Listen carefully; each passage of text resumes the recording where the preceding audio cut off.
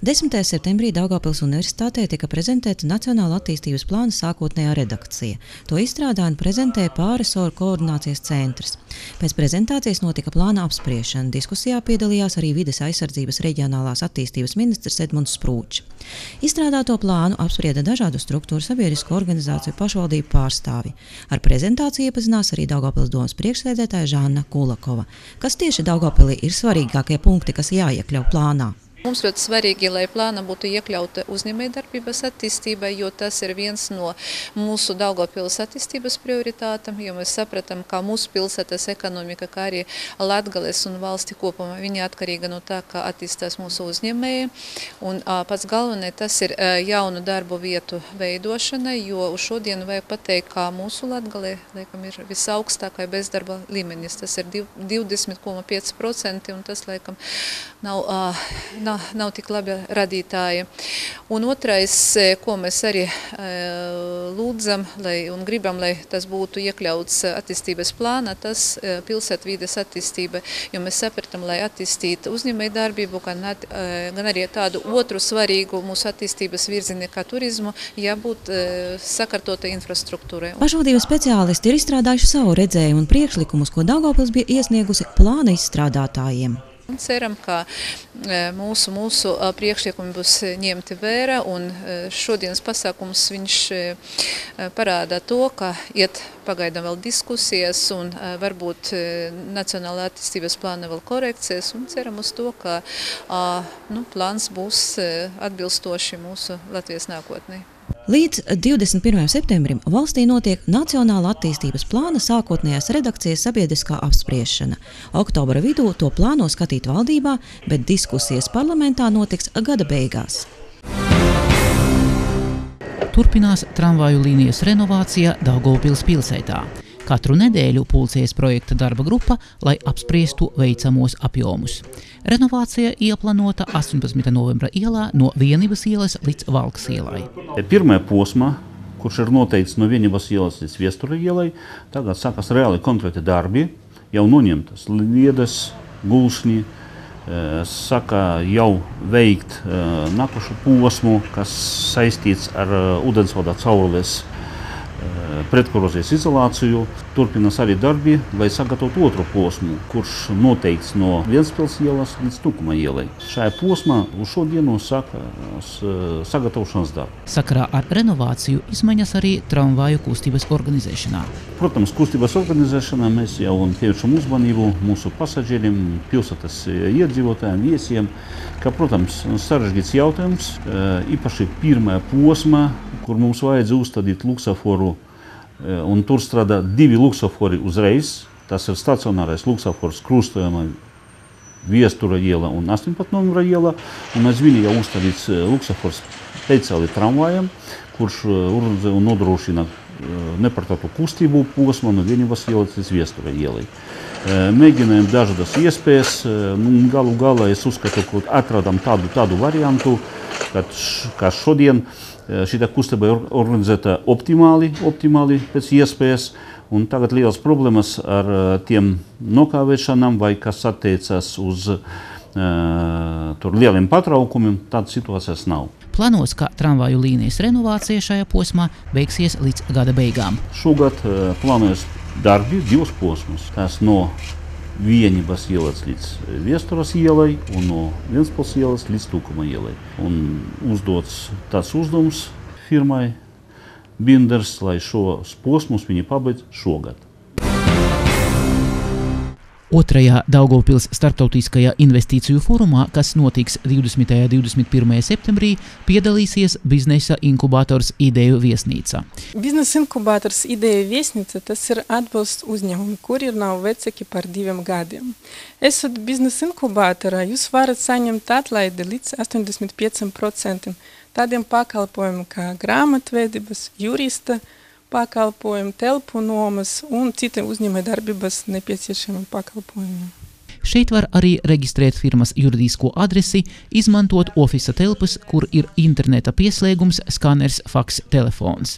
Par visiem pakalpojumiem biznesa inkubātora klienti maksā tikai 15% no cenas. Inkubātora speciāliste konsultē par jaunu produktu un tehnoloģisko procesu jautājumiem, kā arī par tehnisko dokumentāciju izstrādi. Otrajā investīciju forumā biznesa inkubātorām būs arī savi uzdevumi. Mums ir paredzēts investīciju forumā darba grupas sanāksme, kura mēs prezentēsim savu inkubātoru, parādīsim jau produktus, kurus jau ražo mūsu uzņēmumiem, arī sniegsim informāciju par citiem atbalsta instrumentiem, kas saistīti ar Eiropas Savienību un arī, piemēram, bankas sektoru. Satiksimies 20. un 21. septembrī Daugavpils 2. starptautiskajā investīciju forumā.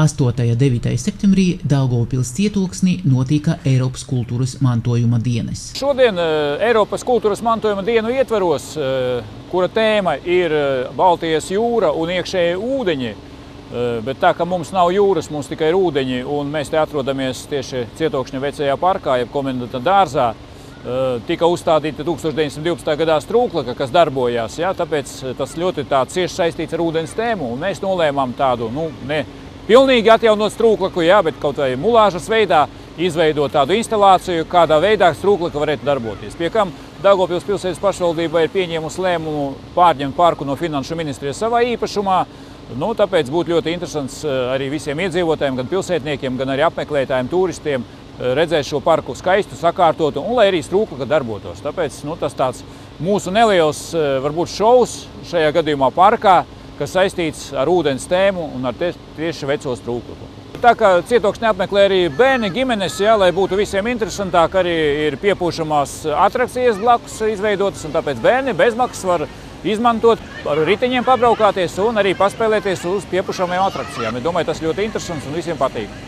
Ūdens tornī visu dienu, gan šodien, gan rīt, notiek lekciju ciklis. Lekcijas notiek par Cietokšņa vēsturi, par Cietokšņa attīstību, par projektu, par ūdens tēmu, tāpēc, ka Cietokšņs bija tieši saistīts ar ūdeni, jo apkārt bija grāvi un dažādu tiltiņu sistēma un bija izveidota vesela ūdens sistēma, kanalizācijas, ūdens novadīšanas sistēma, kas kādreiz darbojas, bet pagaidām tikai ir vēsturiskas liecības, kādā veidā darbojas. Tāpēc mēs arī apmeklētājus, interesantus un turistus ielūdzam uz šīm lekcijām, uz prezentācijām, kur viņi papildus var iepazīties ar šo visām tēmām un arī apmeklēt Cietokšņu un arī ekskursijas novadīt.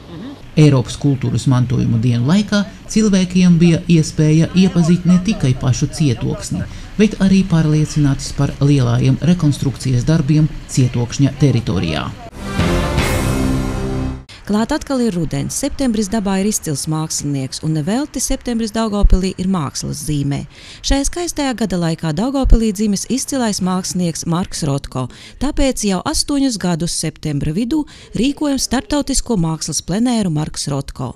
Žurnālistus par plenēra norisi informēja preses konferencē Daugavpils domē, lai ar mēdīju starpniecību par to uzzinātu plašs sabiedrības loks. Šogad plenērā būs 15 mākslinieki no 9 valstīm. Tāpat kā katru gadu Daugavpilī gaidām ļoti dažādus māksliniekus, kuri Rotko pilsētā gleznos un iedvesmosies no Daugavpils ainavām. Būs daudz dažādu pasākumu, kuri noteikti ieinteresēs mākslas cienītājus. Pats plenērs pēc būtības ir unikāls Daugavpils produkts droši vien, un svarīgi ir iesaistīties dažādās tā norisēs, bet, protams, viena no būtiskām lietām, kur es aicinātu jebkuru izmantot un atnākt uz Daugavpils mākslas skolu, Saules skolu, tad, kad ir atvērto durvju diena, tad būs iespēja tuvāk iepazīties ne tikai ar māksliniekiem, kuri būs jau pirms tam redzami gan preses konferencē, gan atklāšanā, bet ir redzēt arī darba procesu, kā notiek šis te mākslas tapšanas ceļš un iesaistīties ar saviem jautājumiem, diskusijās un tam līdzīgi. Rotko mākslas plenēra atklāšana notiks 15. septembrī 18. Mākslas un novadpētniecības muzeja pagalmā, bet Rotko dzimšanas dienā 25. septembrī plenērs noslēgsies ar tā dalībnieku darbu izstādi muzejā. Izstādes atklāšana 16. Līdz ar koku dzeltenēm lapām atnākušas arī dzējasdienas. Tās mums parasti saistās ar Raiņa vārdu. Katru gadu dzējasdienās ir kas īpašs, arī šogad. Nu jā, šogad tiešām tā atšķirība ir ļoti liela un nopietna, ka pēc diezgan liela pārtraukuma, daudz gadu pārtraukuma, es nepateikšu cik, mēs apvienojām savus spēkus un kopā ar novadu veidojam šīs dzējas dienas, kā pilsētā tā novadā un atklāšanu un svinīgo arī šo dzējas dienu noslēgumu. Mēs pavadījām vakarā atklāšanu un rīt pavadīsim noslēgumu Birkenelē. Tas ļoti patīk dzējniekiem un tiešām vakar mūs lutināja laiks un daba un galvenais šīs Raiņa mājas. Tā kā tas ir galvenais knifs un tiešām ar lielu prieku gribu atzīmēt, ka šī gada dzēļu krājums dzējas dienas 2012 ir vislielākais, visplašākais un autoriem visbagātākais. Pie 60 autoriem. Daugavpils un Daugavpils novada autori un 3 valodās skan viņu dzēļi. Viens no dzējas dienu pasākumiem notika Daugavpils Universitātes skvērā, kur dzējnieki savu dzēju lasīja pašam Rainim. Dzējniekiem šīs dienas ir saspringts, bet ļoti interesants laiks. Daudzi domā, ka dzējas dienas ir varbūt formāla lieta, ja? Bet ir reāli tā, ka tad, kad dzīves cilvēks nonāk aci pret aci ar citiem dzīviem cilvēkiem, tad kontakts vienmēr rodās. Un tāpēc pat, ja kaut kādu formālu iemeslu dēļ kaut kas tur organizēts un tā joprojām tik un tā tam ir jēga. Dzējas dienu noslēgums būs 14. septembrī arī Raiņa mājā Birkenelē, bet liriskais noskaņojums noteikti paliks daudziem.